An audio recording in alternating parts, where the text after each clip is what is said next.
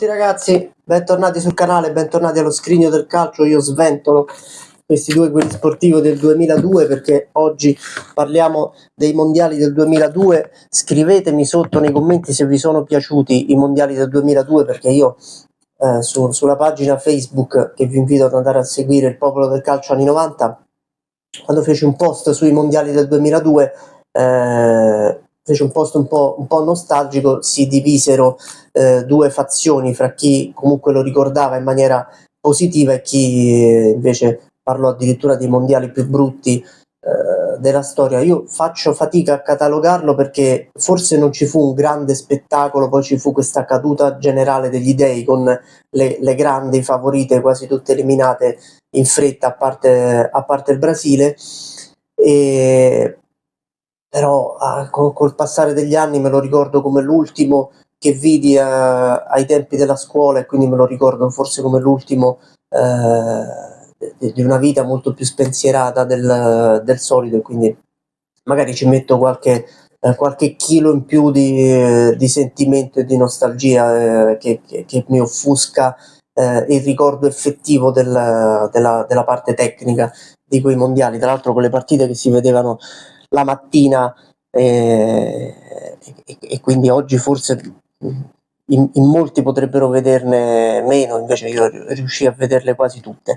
Ma di cosa parliamo oggi riguardo ai mondiali di Corea e Giappone del 2002? Del flop clamoroso dell'Argentina. L'Argentina era probabilmente la grande favorita della vigilia insieme alla Francia. La Francia era campione del mondo e campione d'Europa in carica. È vero che era una nazionale ormai logora, ormai forse anche un po' con la pancia piena, ma era comunque ancora una nazionale fortissima. E alle spalle dei francesi forse c'era davvero l'Argentina, più del Brasile che poi vincerà il titolo, più della Germania che arriverà in finale a sorpresa, e più dell'Italia che pure era una nazionale comunque molto forte e partiva con i favori del pronostico. Tra le 3-4 grandi favorite c'era comunque l'Argentina. C'era l'Argentina di Marcelo Bielsa, che si presentava con giocatori. Io adesso ve li vado a leggere alcuni giocatori: Samuel, Veron, Batistuta, Ortega, Crespo. C'era questo dilemma di Bielsa se far giocare Crespo e Batistuta insieme, che erano due attaccanti che più o meno attaccavano lo stesso spazio dell'area, ma io credo che giocatori del genere si potessero comunque mettere in campo. Fatto sta che anche le qualificazioni ai mondiali fanno pensare ad un'Argentina favoritissima. L'Argentina vince quasi tutte le partite di qualificazione, si presenta davvero come forse la nazionale da battere.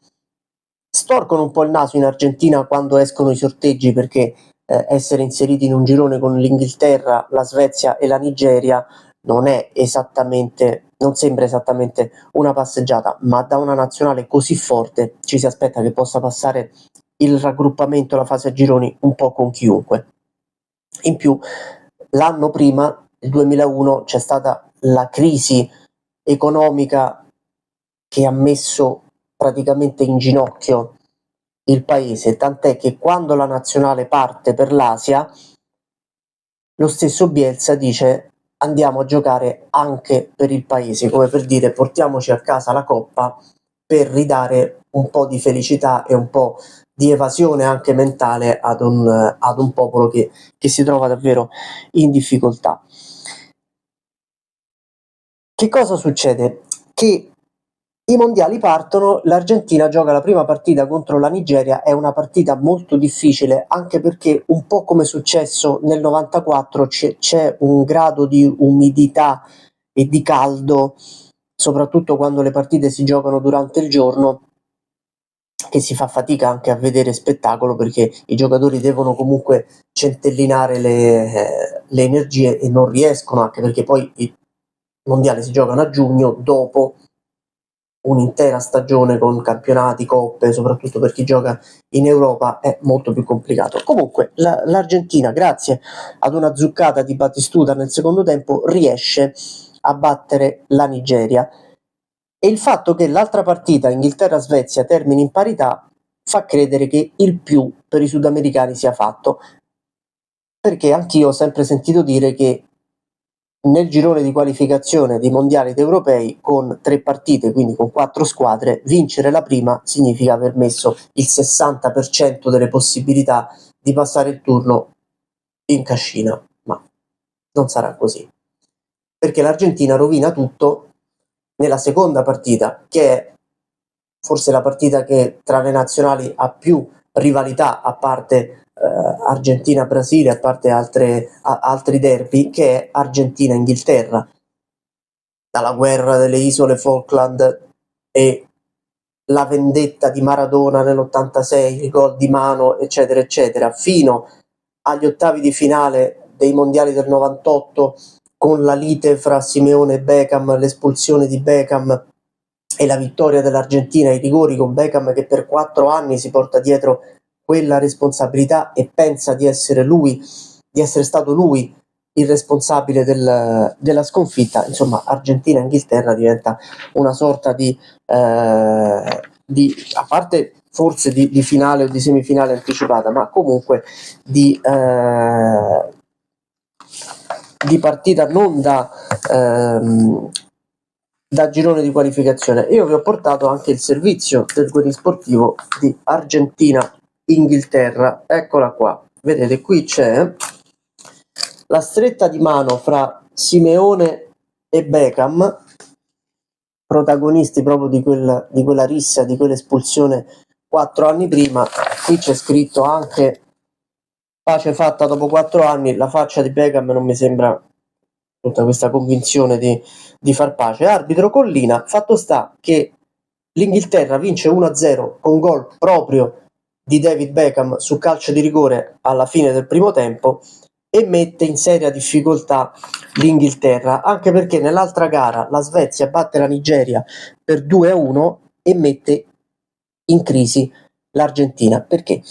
Perché la classifica vede Inghilterra e Svezia con 4 punti, l'Argentina con 3 e poi la Nigeria a 0. Nell'ultima partita c'è Argentina-Svezia, il che significa che l'Argentina deve vincere, soprattutto perché si presuppone che l'Inghilterra contro la Nigeria già eliminata farà almeno un punto. Se l'Argentina non vince con la Svezia è eliminata. Non ci crede nessuno a questa possibilità. Non ci credevo nemmeno io, veramente, che vidi quell'Argentina-Nigeria di mattina presto con la convinzione che di riffa o di raffa i sudamericani avrebbero vinto. Ma perché? Perché era veramente una squadra fortissima, era una squadra che si aveva la sensazione che potesse all'improvviso sprigionare tutto il talento che aveva. Non era concepibile che tutto quel talento non si esprimesse al punto da non vincere la partita con la Svezia, che era una buona squadra ma nulla più.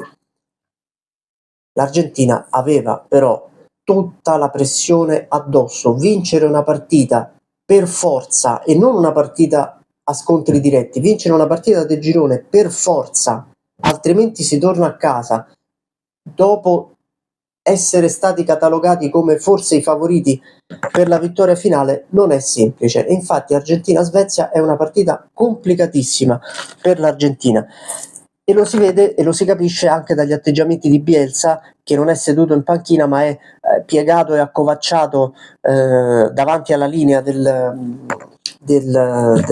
metà campo, davanti alla linea del fallo laterale.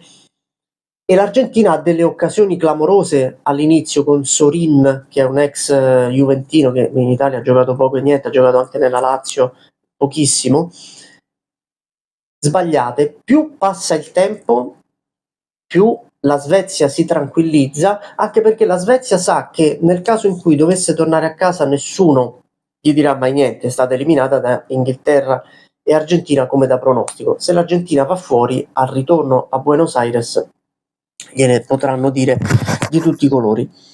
L'Argentina ci prova ma non concretizza. Poi al quarto d'ora del secondo tempo un gol di Svensson, un tiro da fuori area, porta in vantaggio la Svezia, e a questo punto l'Argentina è proprio colta dall'ansia e dalla frenesia più totale, deve fare 2 gol in mezz'ora, eppure anche in quel caso si ha la percezione che ce la possa fare. Entra Crespo, che era stato lasciato in panchina inizialmente, l'Argentina ha un altro paio di occasioni abbastanza clamorose, ma l'occasione più clamorosa ce l'ha la Svezia quasi al 90° per chiudere la partita. Poi l'Argentina ha un calcio di rigore, Ortega se lo fa parare, ma proprio Crespo ribadisce in gol. Con il recupero da giocare gli argentini ci provano, si buttano in avanti, c'è un'altra occasione che finisce sull'esterno della rete proprio in pieno recupero, dopodiché il triplice fisico che sancisce il passaggio del turno della Svezia e la clamorosa eliminazione dell'Argentina al primo turno. È un'eliminazione clamorosa come quella della Francia, sempre al primo turno. Forse le due più grandi favorite escono di scena subito. Pensate, l'Argentina pensava e sperava di restare in Corea e Giappone per un mese e se ne va dopo soli 10 giorni. E le facce dei giocatori sono di autentica disperazione. Tutti i giocatori dell'Argentina sono a terra, accasciati, inginocchiati, sono soprattutto increduli. Non credono di poter essere usciti da un girone complicato ma non impossibile, soprattutto per una nazionale così forte come quella sudamericana. Ma tant'è, così è successo. L'Argentina torna a casa e poi quel mondiale mieterà vittime illustri in serie. Proseguirà l'Italia, la Spagna, insomma lo vincerà il Brasile. Forse sì, forse non è stato uno spettacolo particolarmente avvincente, però quell'Argentina-Svezia effettivamente avvincente lo è stata, perché ha messo fuori forse la nazionale più forte di quell'edizione. Detto questo, io vi saluto, vi ringrazio, vi invito a seguirci sui social, ve l'ho già detto all'inizio, sul blog, e vi do appuntamento a domani. Iscrivetevi al canale, ciao!